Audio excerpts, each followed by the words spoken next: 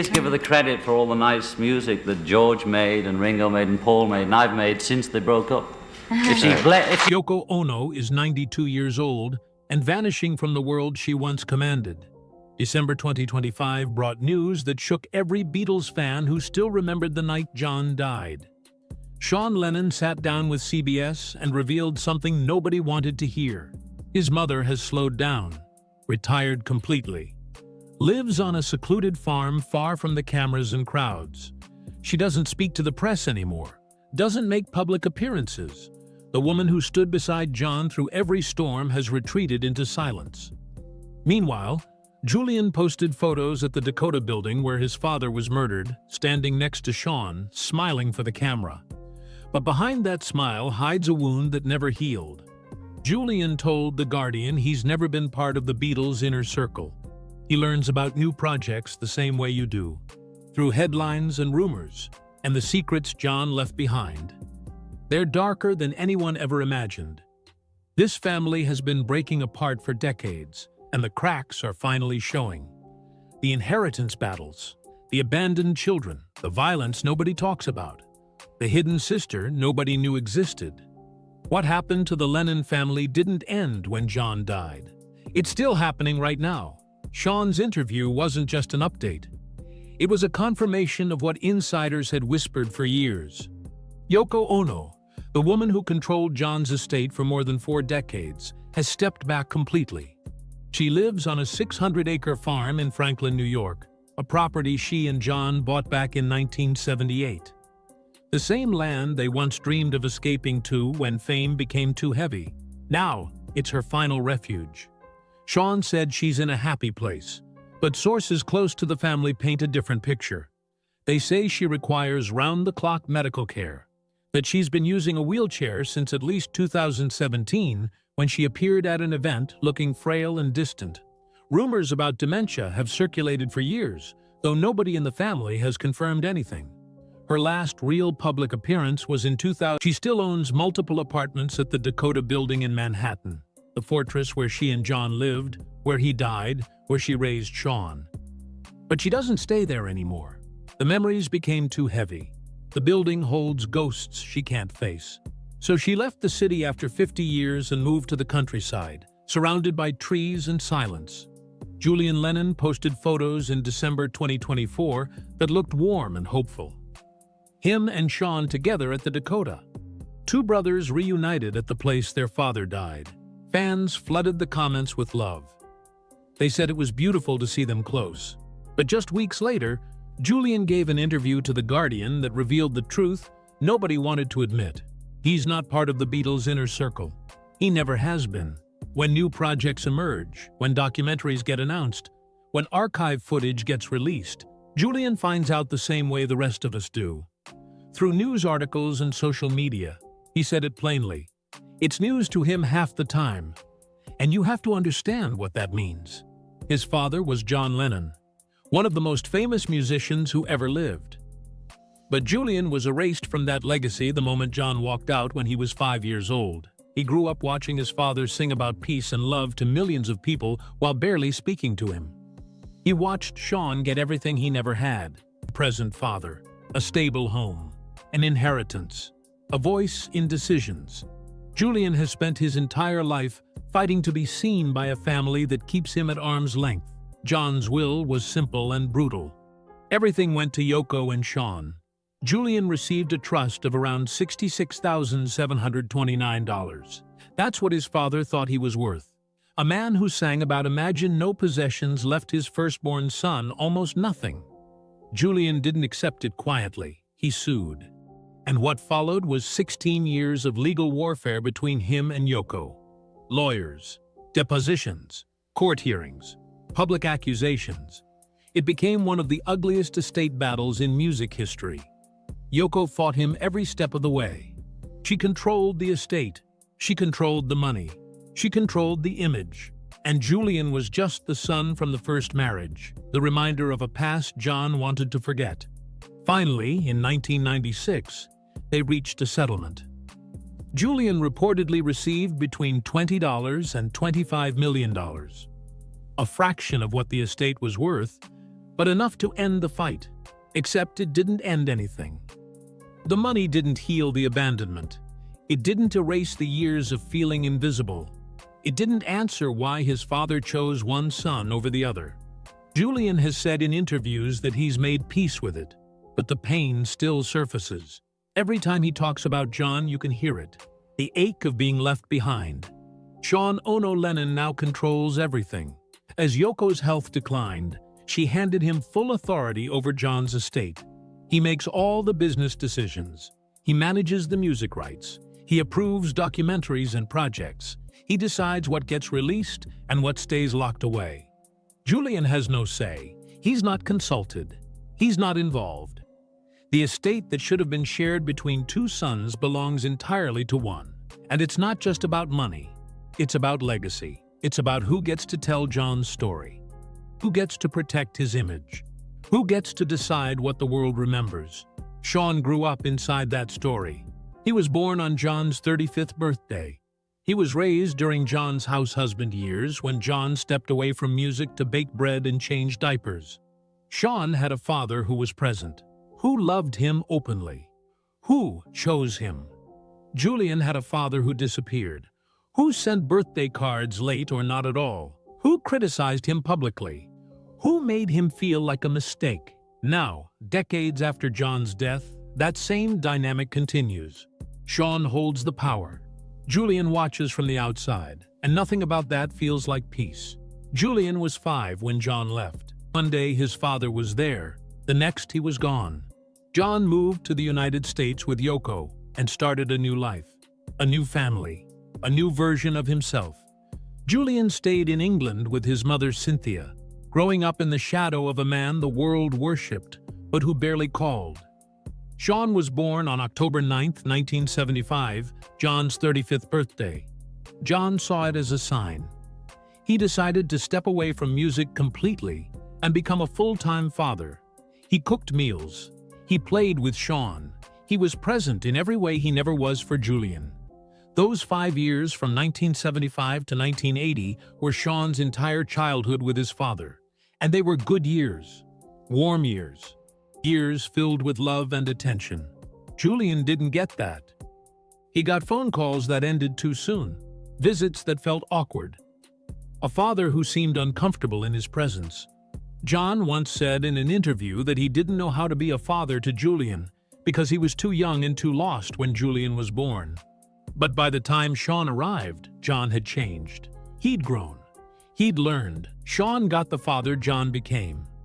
Julian got the father John was, and that difference shaped everything. Their relationships with Yoko, their inheritances, their sense of belonging. 2 sons, 2 completely different fathers. Julian Lennon didn't hold back. In multiple interviews over the years, he said things that cut straight through the mythology surrounding his father. He called John a hypocrite. He said his father preached peace to the world but never brought that peace home. He pointed out the contradiction that haunted John's legacy. How can you sing "Imagine all the people living life in peace" when you abandon your own child? How can you talk about love and unity when you leave your son feeling worthless? Julian has been honest about the anger he carried for years, the resentment, the confusion. He said he loved his father, but he didn't like him. He said he tried to remember the good moments, but the bad ones kept overwhelming them. And he wasn't wrong. John admitted in a 1970 Playboy interview that he was a violent man, that he hit women, that he was cruel, that he had to work every day to change. But by the time John started that work, Julian was already damaged. The wounds were already deep. Julian grew up watching his father transform into the man the world loved while never receiving that transformation himself. He got the before, Sean got the after. And Julian has spent his entire life trying to forgive a man who never fully apologized. John Lennon hit Cynthia in college. She was dancing with another student at a party. John saw it, walked over, and slapped her across the face. She hit her head on heating pipes and left, begged her to come back, said he'd never do it again. She believed him. She returned. But the violence didn't stop. It shifted, became emotional, psychological. John controlled her, shamed her. made her feel small. He cheated constantly and didn't hide it. He brought other women into their life and expected Cynthia to accept it. He left drugs lying around the house while Julian was growing up. He screamed. He manipulated. He made her feel like she was the problem. Cynthia wrote about it in her memoir.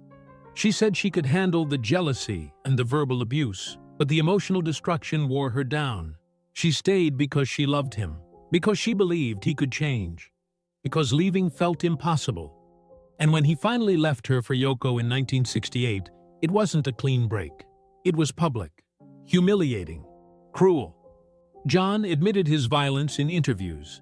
He said he was ashamed. He said he was working to be better, but he never went back to Cynthia and Julian to repair what he broke. He just moved forward and left them behind. May Pang was John's girlfriend during the Lost Weekend, the 18-month period from 1973 to Yoko suggested the separation.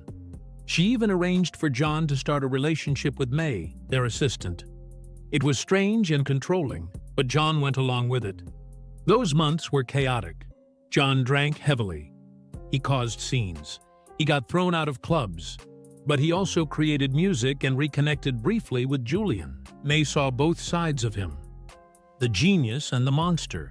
She wrote in her memoir about a night that still haunts her. John came home drunk and angry. They argued. And suddenly his hands were around her throat. He was choking her. She couldn't breathe. She thought she was going to die. A friend who was there pulled John off her, saved her. John passed out. The next day, he didn't remember, or he pretended not to. May stayed with him. She loved him. She thought the good outweighed the bad. But that moment revealed something dark. John's violence wasn't just in his past. It wasn't something he'd fully conquered. It was still there, lurking under the surface, ready to explode when he lost control. Cynthia Lennon endured years of suffering that most people never saw. The world only saw John the Beatle, the charming, witty rock star with the round glasses and the cheeky smile. But Cynthia saw the man behind the image. She saw the rage, the jealousy, the cruelty. John didn't want her to have friends, didn't want her to dress a certain way, didn't want her to attract attention. He monitored her constantly, criticized her appearance, made her feel like she wasn't good enough. And when fame exploded, it got worse. John started having affairs openly. He'd disappear for days, come home smelling like someone else. Cynthia confronted him. He'd deny it, or laugh it off, or turn it around on her. She stayed because she had Julian, because she believed in the man John could become, because leaving meant facing the world alone with a child and no support. The emotional abuse was relentless. He made her feel invisible while the world screamed his name. And when he finally left her for Yoko, he did it in the cruelest way possible. He didn't sit her down and explain. He let her find out by walking in on him and Yoko together. That image destroyed her.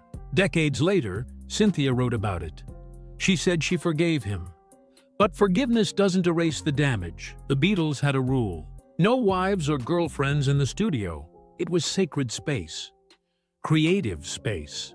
Just the four of them and George Martin. But when John met Yoko, that rule shattered.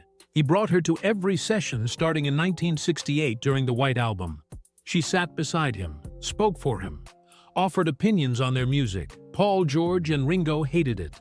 George Harrison said Yoko didn't like the Beatles and wanted to pull John away. Ringo called her presence strange and unsettling. Paul later admitted it made writing with John nearly impossible because Yoko was always between them. She wasn't just there physically. She was inside John's head, influencing his decisions, changing his priorities. The partnership that had created some of the greatest music in history began to crumble. And while the Beatles were breaking apart for many reasons, Yoko became the symbol of that destruction. The media turned her into a villain. Fans blamed her. Even the other Beatles pointed fingers. But John didn't care. He chose her over the band, over Paul, over the legacy. He walked away from the Beatles and built a new life with Yoko. And the world never forgave her. Yoko Ono became the most hated woman in rock and roll. The racist and sexist attacks were vicious. People called her a witch, a manipulator, an outsider who destroyed something pure. They mocked her art, her music, her appearance, her voice. Death threats poured in. Letters filled with rage and blame. The media fueled it. Headlines screamed about how she broke up the Beatles, how she controlled John, how she ruined everything. Paul, George, and Ringo didn't help. They criticized her in interviews, made jokes at her expense, suggested she was the reason the band fell apart. Yoko absorbed it all. She became the scapegoat for the end of an era. But the truth was more complicated. The Beatles were already fracturing. Financial issues, creative differences, personal tensions. They were four men who had outgrown each other. Yoko didn't break them up. She was just there when it happened. But that didn't matter to the public. They needed someone to blame. And Yoko, the Japanese artist who dared to love John Lennon, became the perfect target. She carried that weight for decades. Even now, people repeat the same lies, the same accusations, the same hatred. And it destroyed her reputation before anyone even looked at her work. But there's something buried deeper than the public battles and the family feuds. Something John never told Julian or Sean. Something that stayed hidden for decades. A secret that began in 1945 during the chaos of World War II. John Lennon had a half-sister. Her name was Victoria Elizabeth Lennon.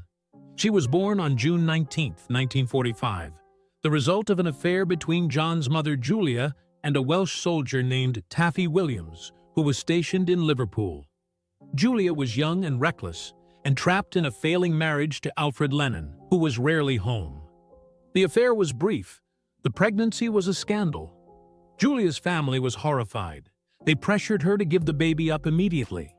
She had no choice, no support, no way to keep a child born out of wedlock in a society that would destroy her for it. So baby Victoria was handed over to a Norwegian Salvation Army captain named Peder Pedersen and his wife Margaret. The adoption was final. The secret was buried. And John was never told. Nobody in the family spoke about it. Victoria Elizabeth Lennon disappeared from history before John even knew she existed. And she would stay hidden for more than 50 years. Victoria's new family changed her name to Ingrid Marie Pedersen. They took her to Norway and raised her far from Liverpool, far from the Lennons, far from the chaos that would eventually surround John. Ingrid grew up not knowing who she really was. She had no idea her biological mother was Julia Lennon. No idea her half-brother was one of the most famous musicians in the world. She lived a quiet life, normal, unremarkable, until 1966, when the Beatles were everywhere and John's face was on every magazine cover. Someone mentioned to Ingrid that she looked like John Lennon. She laughed it off, but the comment stuck. She started asking questions. Her adoptive parents finally told her the truth. She was born in Liverpool. Her birth name was Victoria Elizabeth Lennon, and her half-brother was John. Ingrid was just 13 years old. She lived 5 miles from where John grew up and never knew. The revelation shook her. She wanted to reach out, to meet him, to ask why she was given away. But she didn't know how, and John had no idea she existed. He'd been told bits and pieces by his aunts over the years, that his mother had given up a baby before he was born. But he didn't have a name, didn't have details. He tried to find her later in life but searched for someone named Victoria. He never found her. John Lennon died in 1980 without ever meeting his half-sister. Ingrid stayed silent for years.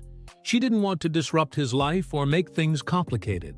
She watched from a distance as he became a legend, watched as he was murdered, watched as the world mourned, and she carried the secret alone. Then in 1998, 18 years after his death, Ingrid decided to speak. She came forward publicly at 53 years old and told the world she was John Lennon's long-lost half-sister. The media exploded. Some people believed her. Others called her a liar looking for attention. DNA tests weren't done. Yoko didn't acknowledge her. Julian and Sean said nothing. The Lennon family kept their distance. But people who knew Julia confirmed the story. They remembered the pregnancy, the adoption, the secret. Ingrid wasn't lying. She was telling the truth the family never wanted exposed. And the sad part? John had tried to find her. His aunts told him about Victoria. He wanted to know her, wanted to meet her, wanted to understand why their mother gave her away. But he searched for the wrong name. He looked for Victoria Pedersen, who didn't exist. So he never found her. And they never got their reunion. Another tragedy in a family already full of them. When Ingrid Pedersen stood in front of cameras in August 1998 and announced she was John Lennon's sister, it sent shockwaves through the Beatles community. Fans didn't know what to believe. Was this real? Was she just another person trying to claim a piece of John's legacy? But the details she provided were too specific to ignore. She knew things only someone connected to the family would know. She had documents, birth records, adoption papers. She explained how the Norwegian Salvation Army had taken her, how her name was changed, how she grew up, never knowing who she really was until 1966. The press followed her to Strawberry Fields in Central Park. On October 9, 1999, what would have been John's 59th birthday, Yoko Ono agreed to meet her there. It was a brief encounter, quiet, reserved. Yoko listened. She didn't confirm or deny anything publicly, but sources say she believed Ingrid, that she saw the resemblance, that she understood this was another piece of John's painful past. Ingrid met with other family members over the years. She connected with people who knew Julia, and slowly, the Lennon family accepted what they'd always tried to hide. John had a sister he never knew, another person damaged by secrets and silence. Julian and Sean Lennon stood together at the Dakota Building in December 2020. The photos showed them smiling, arms around each other. Two brothers reunited at the place their father died. Fans celebrated it. They said it was proof the family had healed, that the old wounds had finally closed. But people close to both men say the relationship is more complicated than the photos suggest. Julian loves Sean. He said so publicly, called him his best mate, said he wishes they had more time together. And Sean has defended Julian when rumors of a feud surface. He's made it clear there's no hatred between them. But love doesn't erase power imbalances. Sean controls everything. Julian was denied the estate, the legacy, the access, the voice. Julian is kept on the outside even though he's John's eldest son. And while Sean isn't responsible for the choices John and Yoko made, he benefits from them. He inherited the life Julian should have shared. That creates tension no amount of brotherly affection can fully resolve. So when they stand together at the Dakota, smiling for the camera, it's real. But it's also complicated. It's love mixed with resentment, connection mixed with exclusion. They're trying, but some wounds don't heal completely. John Ono Lennon released a documentary in April 2025 called One-to-One, John and Yoko. It chronicled his parents' life in Greenwich Village in the early 1970s, focusing on The film included rare footage, private recordings, moments nobody had seen before. Sean co-produced it and poured himself into the project. He said in interviews that watching the footage felt like getting extra time with his father. John died when Sean was only 5 years old. His memories are limited, fragmented, so the documentary became a way to know the man he lost too soon. He said it was emotional, overwhelming, beautiful, and for Sean, it was deeply personal. He wasn't just preserving his father's legacy. He was searching for connection, trying to understand the person behind the legend. Critics praised the film. Fans loved it. And it reinforced Sean's role as the keeper of John and Yoko's story. But it also highlighted the difference between him and Julian. Sean had access to everything: the archives, the footage, the recordings, the memories. Julian had to watch from a distance, learning about his father through documentaries and interviews like everyone else. Another reminder of who was chosen. Julian Lennon released a photo book in 2025 titled Life's Fragile Moments. It was a collection of images he'd taken over decades. Portraits of musicians, landscapes, moments of beauty and pain. The book was deeply personal. Each photo carried weight, memory, meaning. In interviews promoting the book, Julian mentioned he's working on a memoir. Not a traditional tell-all autobiography, but something more reflective, more honest. He said his days of wallowing are over, that he's made peace with his past, that he's ready to tell his story on his own terms. But when you read his interviews, the pain still surfaces. He talks about his father with a mix of love and resentment. He says he tries to remember the good moments, but he can't forget how poorly John treated his mother, how absent he was, how Julian felt invisible. The memoir, when it comes, will likely be raw, unflinching. It'll show the side of John that fans don't want to see. The flawed father, the absent parent, the man who sang about peace but couldn't bring it to his own family. And Julian has every right to tell that story, because it's his truth, the one that's been silenced for too long. Yoko Ono left the Dakota building in 2023. After 50 years, she packed up and moved full-time to the 600-acre farm in Franklin, New York. The property she and John had bought in 1978 as an escape from the madness of fame. They dreamed of spending time there together, away from the city, away from the city, away from the cameras. Just the two of them and nature. But John died before they could make that dream real. Yoko kept the farm but rarely stayed there.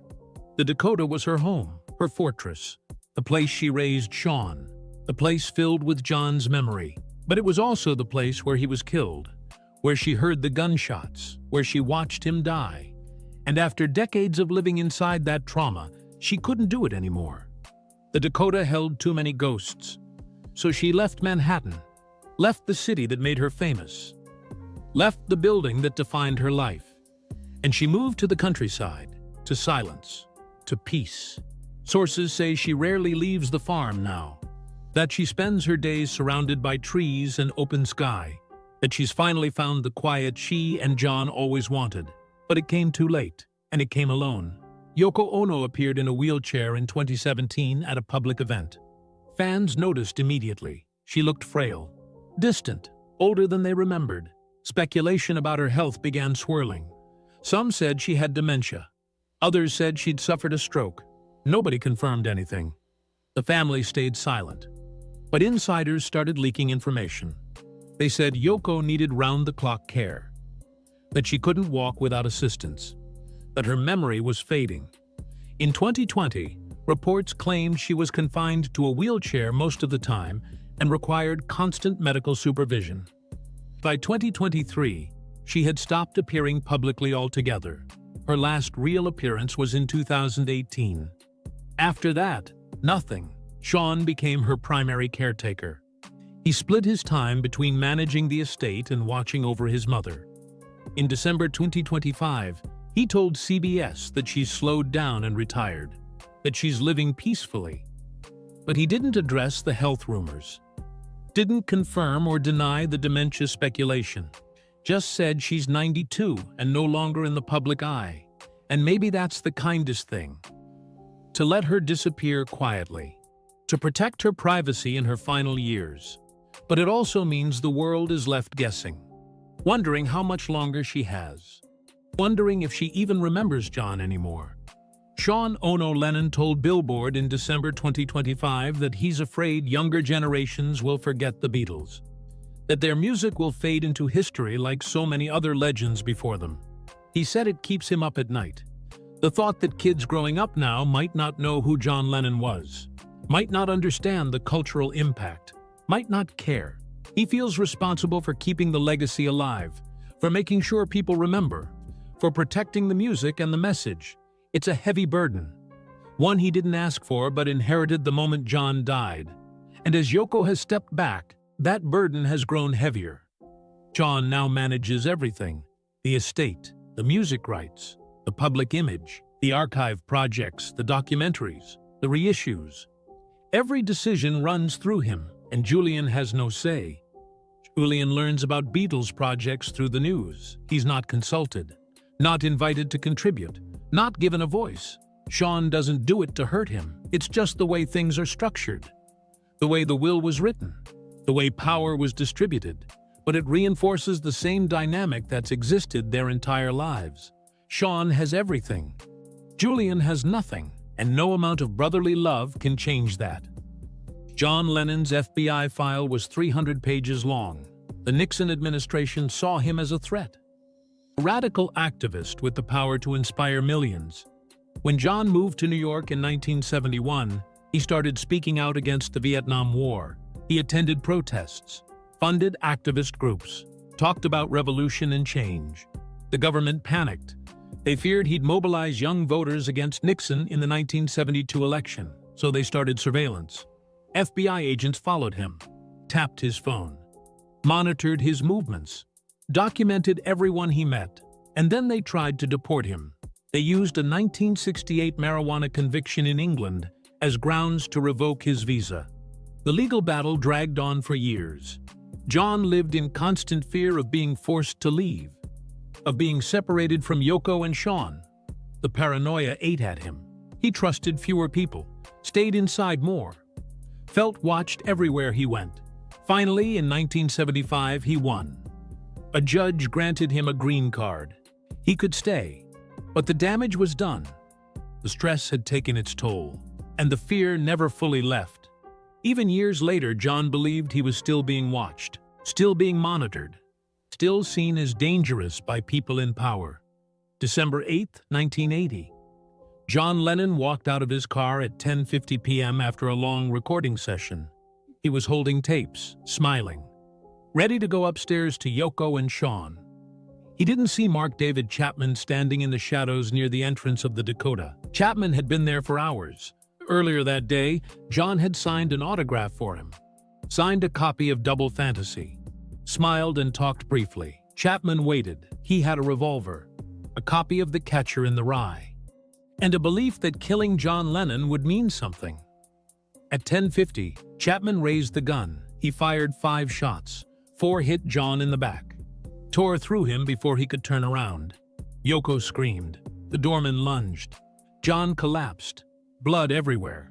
A police car rushed him to Roosevelt Hospital, but doctors couldn't save him. He was gone before they reached the emergency room. Chapman didn't run. He stood there reading his book, calm, detached, waiting to be arrested. The world woke up to news that felt impossible. John Lennon was dead, murdered outside his own home, by a stranger who believed killing him was an act of meaning. Yoko refused a public funeral. She asked the world for 10 minutes of silence, and millions stopped. Radios went quiet, streets emptied. The world mourned together. The Lennon family carries wounds that never close. A father who abandoned one son and adored another. A widow who controlled everything and pushed people away. A half-sister who was erased from history. An estate worth hundreds of millions that became a battleground. And 2 brothers trying to love each other through the chaos John left behind. Julian spent his life fighting for recognition, for a seat at the table, for proof that he mattered to the father who walked away. Sean grew up carrying the weight of a legacy he didn't ask for, trying to protect a memory while managing an empire. Yoko retreated into silence, haunted by the night she lost the man she loved. And somewhere in Norway, Ingrid Pedersen lived knowing she had a brother who tried to find her, but never could. This family was broken long before John died. His violence, his neglect, his contradictions, they left scars that decades couldn't heal. The music lives forever. Imagine plays at protests and weddings and memorials. Give peace a chance echoes through generations. But the peace John sang about never reached his own family. They're still fighting, still grieving, still trying to make sense of a man who gave the world so much but left his children with so little.